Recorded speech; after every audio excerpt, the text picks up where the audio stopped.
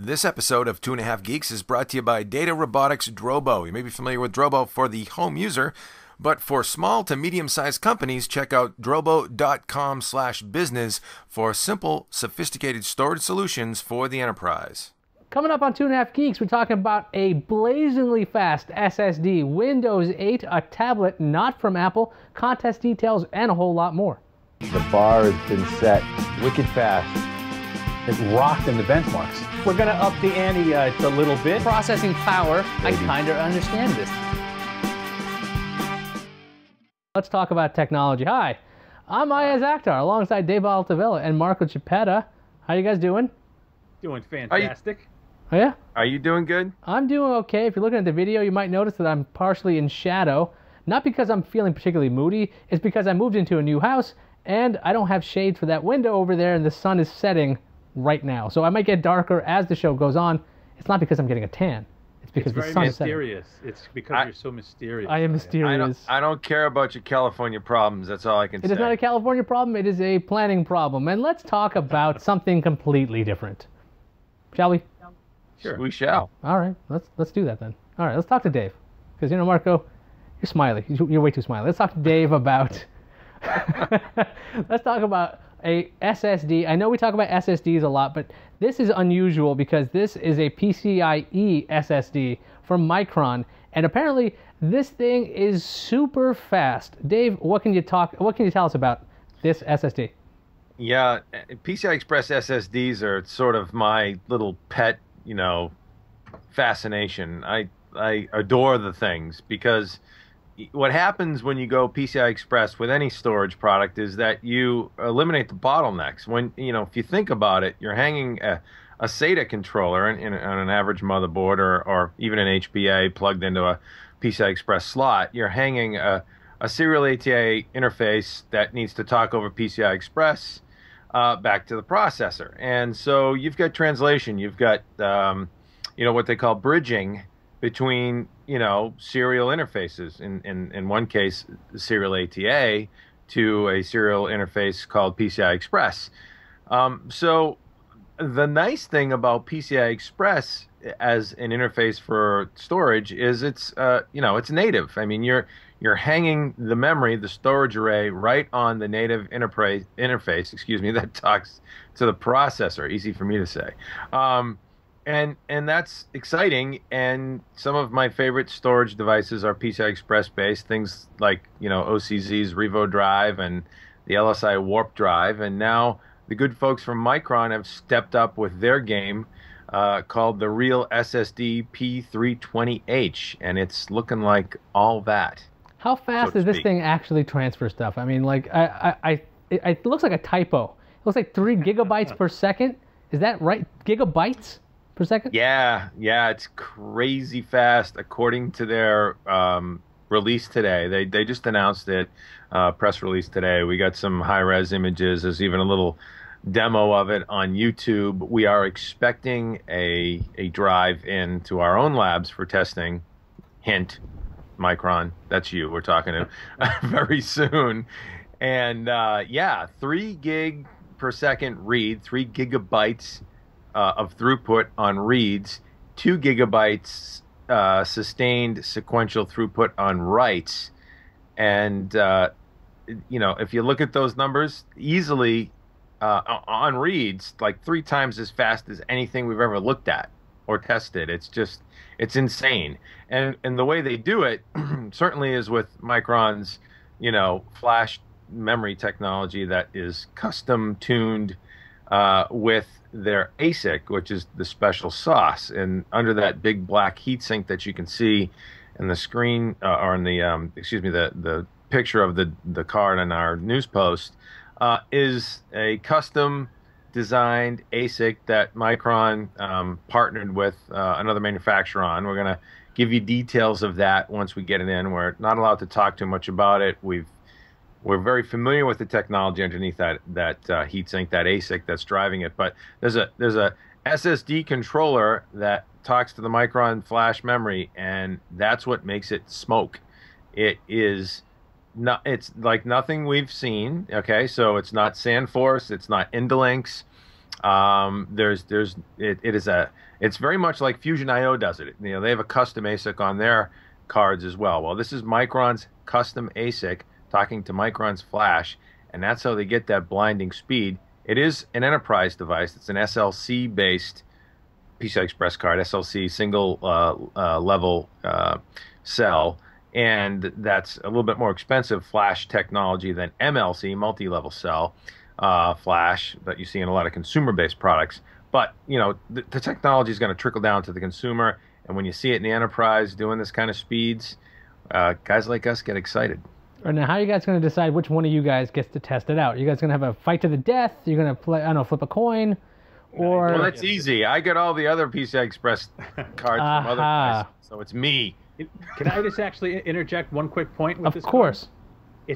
It's not a bunch of smaller drives rated on a single PCI Express expansion card. This is just a bunch of flash with a killer controller. So it's shaping up to be, you know, an amazing piece of hardware. Let's talk about software. Forget hardware. Sure. No more. All right. Hot hardware. Let's talk about hot software. Windows 8. It got demoed in 2 different conferences, the All Things D conference, and it was shown off at Computex. And it's got an interesting look to it. It has that Windows Phone 7 look, that kind of tile-based interface. Marco, could you explain some of the details about Windows 8 to the audience? Yeah, absolutely. So we actually caught our first glimpse of a portion of Windows 8 way back at CES when Microsoft showed IE10 preview and PowerPoint running on an ARM SoC. You know, Microsoft announced way back when that their plan for Windows 8 is they want to get this OS on everything. They want it on desktops, they want it on notebooks, they want it on slates. You know, and to do so, they're going to have to, you know, make this OS really streamlined, really modular, and going to have to accommodate many different form factors and input devices. So what they showed off at these conferences is the revamped Windows 8 UI and some custom Windows 8 only apps that are developed using HTML5 like Windows Phone apps. So what was shown was this new Today screen, this new home screen, using a touch interface where you can swipe apps in and out, open apps from live tiles, again like the Windows Phone interface, and seamlessly switch between that and standard desktop apps like Excel using an interface very similar to Windows 7. So, you know, if you look at it, if you watch the whole video in its entirety, you kind of can see the demonstrator switching between the 2 interfaces, and it's not perfectly seamless. It is still very early, so there's lots that can still change. But this is Microsoft's attempt to accommodate basically, you know, any input device in any form factor with a Windows UI. What do you think about the fact that they're not really using Windows Phone 7? They're taking style elements away, taking design cues from Windows Phone 7 and basically applying it to the proper OS. Why do you think they're doing that move instead of just making Windows Phone 7 into like Windows Mobile, like I guess a revamp? Right. So I think the reason they're doing that is twofold. And this is speculation on my part. So by bolting it on top of Windows, you can now potentially take all of the apps that are going to appear in the Windows Marketplace and run them on a desktop PC. And conversely, you can kind of hide the Windows 7, you know, maybe the OS has the ability to be completely modular, and the whole Windows 7 kind of UI can be shut off when it's running on a tablet, and it's a really small, streamlined interface that'll work well on a tablet. Plus, if that's bolted on top of a high-powered desktop, you have a lot more hardware. So you'll see in the demo, it's really slick and smooth, and multitasking is super smooth. There's obviously GPU acceleration going on. So I think it's designed for the lowest common denominator, that Windows 8 UI is going to run well on a relatively low-powered tablet in comparison to a desktop, but it's going to be just uber fast on a desktop that has a strong graphics processor, lots of memory, you know, tons of CPU horsepower. It's kind of interesting. It's really jarring when you see it. You'll be like, wow, if that's what my desktop's going to look like, I don't know if I can get used to it. But I think it's an interesting move on Microsoft's part. Now, let's talk about low-power tablets. Let's talk about the Pandigital Novel 7-inch Android tablet and eReader review. You guys have this at Hot Hardware. It's in the lineup. I'm kind of curious why it's in the lineup. because it doesn't seem like it fits in. Like, I mean, we're talking about crazy fast SSDs, the future of operating systems with Microsoft Windows 8. But why is the Pandigital Novel 7 even within our consideration? Is it hot enough for you? Well, Dave, it's up to you. Why don't you sell it to us? I'm not going to sell you anything. That's not what we're here for. Wait, let me pose a question. Shall you? Go for it. Iyaz, do you think that there's a big market of people that don't want to spend a lot of money on a tablet that would maybe buy a Nook and mod it and void their warranty? Yeah, sure, but that's why they would buy the Nook. They'd buy the Nook to root it. Well, what if you didn't have to bother rooting and voiding a warranty? You can just buy a very similar tablet that has official support. Official support as in what? Does it have like Gmail and the Google Blessed apps and the Google Android Marketplace, or does it just have its own marketplace? It just has, that you would be able to get support with the clean, Android installation on there. Nah, I might as well get the Nook then. But cheap Android, baby. Cheap Android. Why don't you guys talk amongst yourselves? Because I don't need to. I mean, you guys are doing it. All right, let's talk about let's talk about this Pandigital thing. So, Marco, what do you think is so interesting about this? We're talking about a 7-inch tablet. Okay, it's running stock Android, but it's not very powerful though, right? It's a $200 machine. Usually, when you're talking about a $200 price point, you run into issues like touchscreens aren't very responsive, and if you want to run video applications, you're probably not going to get that. And if it's running stock Android, and it's not blessed by Google, you don't get the Android Marketplace unless you sideload that. Right. What's so great? You want it's cheap, officially sanctioned Android. Make no mistake, I'm not saying this is a transformer competitor, but somebody that doesn't want to go through the hassle of rooting a Nook and modding it, but just wants a really basic, cheap tablet that they can throw on their coffee table and access the web, access email. It's a cool little device. No? I mean, am I the only one that thinks like that? I think you're the only one. Go for it, Dave. I'll jump in now, and I would offer that, yeah, it's really, that's what it's all about. It's cheap. I mean, let's face it. This thing's got an MSRP of $199, which, they didn't have a prayer holding that MSRP when the thing hit the market. It's retailing now for $119. When we wrote the article, it was, at $140. And so that's what this is all about. You talk about things like the Nook that, folks are tweaking and rooting to run Android and all that good stuff. This device it has a full-fledged Android 2.1 installation. It doesn't have Android Marketplace. It has sort of a third-party version of that gives you access to Android apps. But there's a lot of apps. There's thousands of apps in this store. There could be updates coming to it. It's running a 500 megahertz and change, 533, I think, ARM11 processor. It is what it is. It's cheap, no doubt about it. It's not a big multimedia tablet with a Tegra dual core 1 gigahertz ARM dual core chip in there, but it serves a niche for folks that want an e-reader.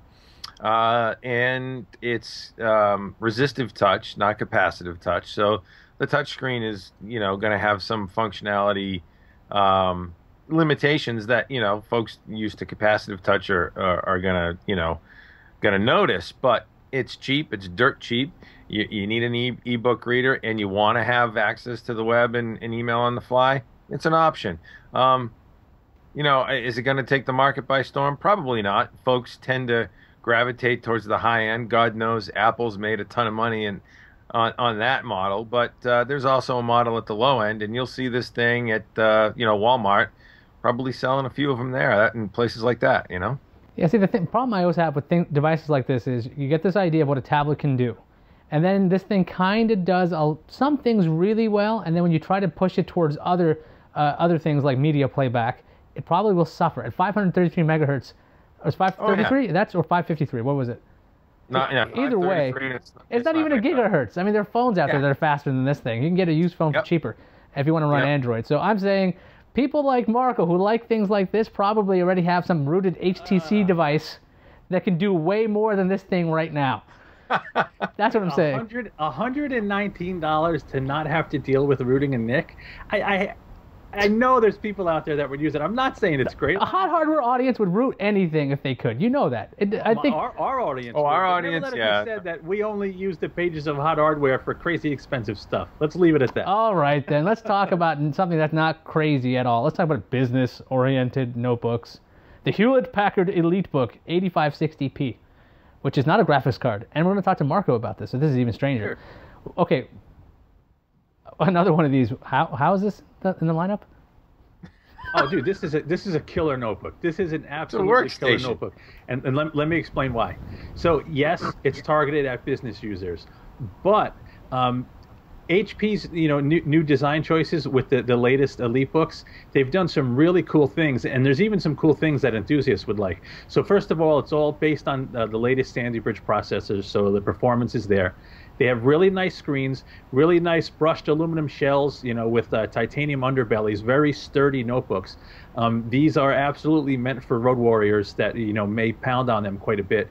But the other cool thing that HP's done is they've made it really easy to open up and service these machines, man. You literally can flip this machine over, press a single unlock button, pop the whole bottom of the machine off in seconds with no tools, and you have access to the drives, the coolers, the fans, the memory. You can very easily upgrade it, service it. And HP's also even gone the extra step to put fan filters on some of the vents on the machine. So no more getting all dust in your notebook. You just pop off these panels, blow the dust out, and the notebook's clean. So while it is targeted, at business users, you have high-end processor options. You have discrete graphics options. They're not high-end discrete. It's Radeon 6400 series, but still discrete options. Plus a really good-looking notebook, at least I think, that's easily serviceable. I think that's worth talking about, don't you think? Well, yeah, I see your point about it being easily serviceable. Considering it's a business notebook, that makes a lot of sense for the IT department, so they don't have to bust out tools every single time somebody dropped their laptop or something. But you're talking about high-end processors. What kind of processors are we talking about? They're Intel Sandy Bridge processors, so second-gen core processors throughout the lineup. Varying speeds are available. They start at about $1,100. The model we tested was about $1,500, but you can configure them, on HP site, with varying speeds. And does every notebook have to be silver and black? By the way, is this something that I'm a little sick of, quite honestly? You know what's funny? It's funny you bring that up. I'm going to reach over here and grab something. So one point I wanted to bring up, when I upgraded my notebook, I practically broke it because there were so many things to snap and take apart, which I hated. And I ended up scratching it, but I just skinned it. Tell me that's not a cool looking notebook now. Is that a gel skin? It's not. It's from a company called Invisible. Is it Invisible Defenders? I have to look. I don't remember the exact site. But $20, skinned the notebook. And it also skinned the touchpad area. How sweet very is that? Nice. That is nice. But at least it sets it apart. I mean, we've seen some designs out there. I think even HP has done that, like with their Vivian Tam selection of notebooks. But this idea, I mean, I was looking at this thing in the image, and it looks a bit like a titanium PowerBook from 2001 married a MacBook from now. Hey, I want to jump in. I want to jump in on this. And I can't disagree with you. There's a certain styling here that I think the folks at HP were going after, and we're calling it a business notebook. It is an enterprise-based, targeted machine. I wouldn't necessarily call it a business notebook. I think they're targeting workstation professionals and folks that do more with their machines than just put up PowerPoint presentations and write Word documents. I think they're looking at folks that need a little bit more graphics horsepower. That's why you see the discrete GPUs in there. I think they're looking at folks that need a little bit better, higher resolution, better quality, higher color gamut display. I think they're looking at folks that are doing, design and CAD and multimedia and content creation on the road. And that's what this is all about. It's a more of a mobile workstation than it is a business class, quote unquote, notebook. So that's the distinction I think we need to make. Yeah, that and a couple of things. I definitely do like the idea that you can, get into the machine without tools. And on top of that, the idea that they've ruggedized it a bit, that you can drop it. More things should be able to be dropped. Okay, ruggedize. Please do me a favor. quick point too before we move on. Also, HP did some cool things with the software. If you take a look at the review, the name of the software suite escapes me, but you have the ability to customize like power options. HP's done some cool stuff. There is value in this notebook for non-business users. I think you should check it out. Well, let's talk about a giveaway. You know, this one's called the Dads and Grads Gaming Giveaway, and the weird thing is I've been a grad, I've been a dad, but I'm not in this giveaway because I'm a host of this show. What can the people win, Dave? You're not eligible. I'm not eligible. We love you and all, but yeah, sorry. Damn. It's good stuff. I'm telling you, go for it. Yeah, we're giving away yet another killer gaming rig for our Dads and Grad sweepstakes here in the month of June. And the folks at Thermaltake and AMD and Kingston and the list goes on, have helped us assemble this bad boy. It's a level 10 GT case, absolutely stunning case. It was actually co-designed with folks at BMW, believe it or not. Thermaltake and BMW got together on the design. Follow on to the level 10. This is the level 10 GT, and so really cool case. You've got a very fast AMD Phenom 2 X4 980 quad-core processor. You've got a pair of Radeon HD 6870s in Crossfire in this thing. You've got 8 gig of Kingston DDR3 1600 memory and a Kingston 128 gig SSD and a 750 gig 7200 RPM hard drive for bulk storage as well, along with an optical drive. And, talk about just a rig that's dialed for fun. And we're going to give it away very simply to folks that are involved in the community here at Hot Hardware, contributing and commenting and interacting with other members in the comments and in the forum. And, certainly a little bit of Facebook won't hurt as well. And, giving another big, fat, beautiful system away. Marco and I are going to build it. I should say Marco's probably going to build it more than I will.